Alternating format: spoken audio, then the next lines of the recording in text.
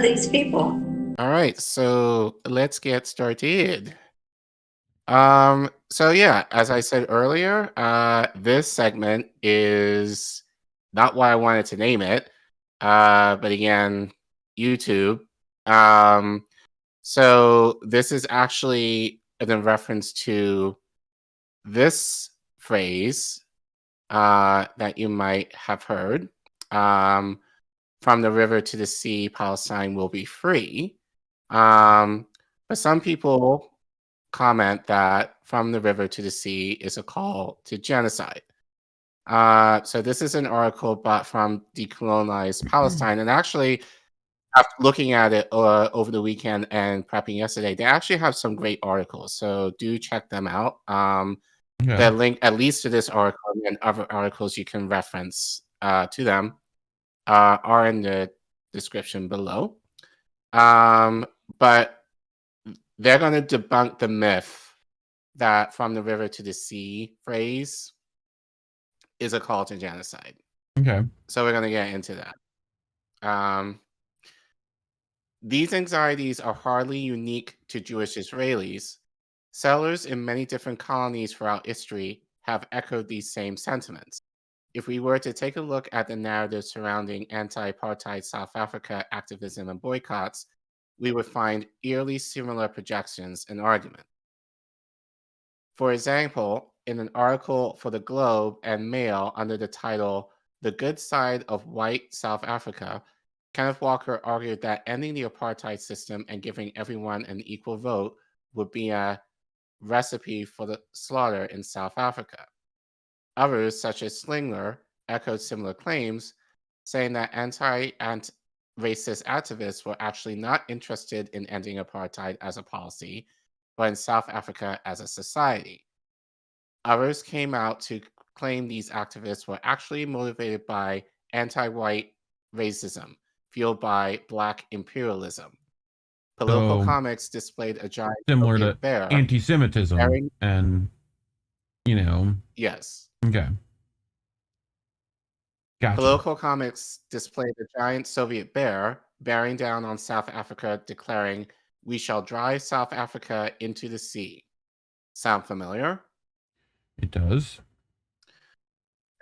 As Fred Moten once said, settlers always think they're defending themselves. That's why they build forts on other people's land. And then they freak out over the fact that they are surrounded, and they're still surrounded. Mm. Similarly, in Israel, the rights of Palestinian refugees are positioned as a diametric opposite to the very life of the Israeli settler. The return of said refugees then becomes nothing short of annihilation. Therefore, not only does the settler seek to deny the return of the native refugees, but to attack the entire concept of these refugees having any rights to begin with. As we've seen. Yes, as we've seen. Prior to October 7th. However, in the rare cases where Israeli advocates even acknowledge that Palestinian refugees were wronged and that their dispersal around the world was due to Israeli actions, the argument becomes that while it is tragic, it is the only way to keep the Jewish people safe. Right. Once again, this pretense is hardly unique to Jewish Israelis. As a matter of fact, similar arguments were used against the abolition of slavery in the United States. For example, Thomas Jefferson likened slavery to a wolf. We have the wolf by the ear, and we can neither hold him nor safely let him go. Justice is in one scale and self-preservation in the other. How utterly ridiculous this all sounds now. While the first approach is crude and vile propaganda designed to instigate fear and panic, it is par for the course for settler societies. Perhaps the second approach stands out a little bit more for its brazen attempt at manipulation. In the final endeavor to center their experiences and erase their victims, settlers framed themselves as the stars of their own tragedy. In the end, they were the tragic victims of fate, forced to wield injustice for the sake of self-preservation. Underlying the logic of both of these approaches are racist assumptions that the colonized are barbaric, bloodthirsty, and ruthless. It is a deeply dehumanizing topic steeped in every colonial and Orientalist truth. The idea that a free Palestine would inevitably lead to genocide comes from that same logic. As a matter of fact, for all the claims of the Palestinians wanting to push Israelis into the sea, only the opposite has occurred in reality. And actually, if you want to read that, you can click on that link. And again, you can link this article Yep. in the description. Okay. I would have pulled from it, but it's kind of long. And I think that might be worthwhile in a separate segment Separate in segment. of itself. Well, links are for Maybe. articles are in the description below as always. Go there, check that out. Yep. Projecting genocidal intent onto even the mildest calls for justice for Palestinians has long been a staple for Israeli Hasbara. These intellectually dishonest interpretations are par for the course. But what is it exactly that Palestinians are calling for when they chant this phrase? There is no point in denying the reality on there exists one nuclear armed power between the river and the sea, and it's not the Palestinians.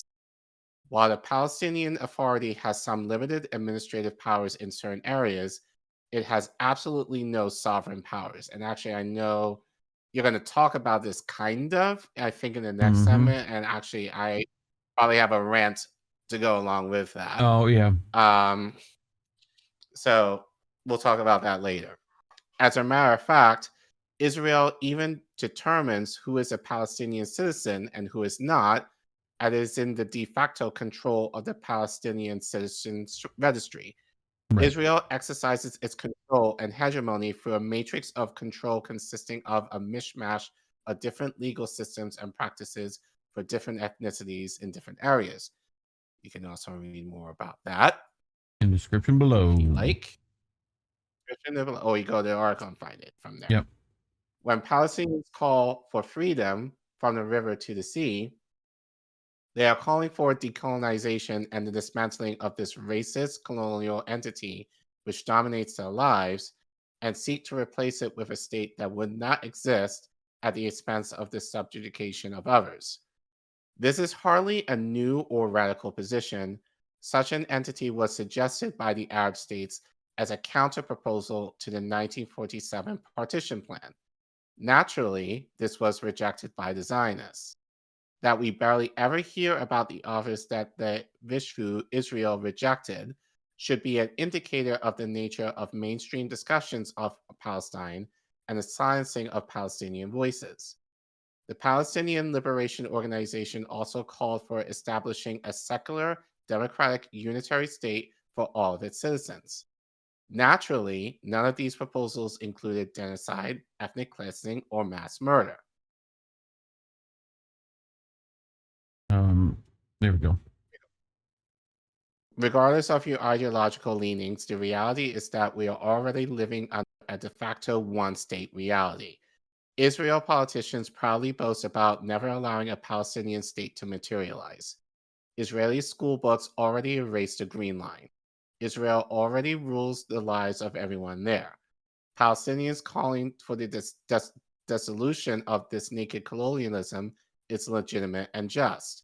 The fact that Palestinians are even asked to guarantee the well-being and welfare of their oppressors as they are killed, imprisoned, and brutally repressed daily is a testament to their utter dehumanization.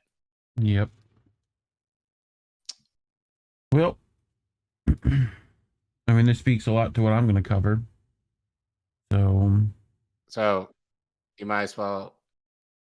We'll get jump there. Into it because I know it's a little long. Well, it's you know we've talked about this before in regards to condemnation, right? You're asking Palestinians to condemn themselves, and not even themselves, parts of themselves, which is that they have no control over, that Israel made to fight the Palestinians who were more secular, less fundamental, because they didn't like what they were saying either.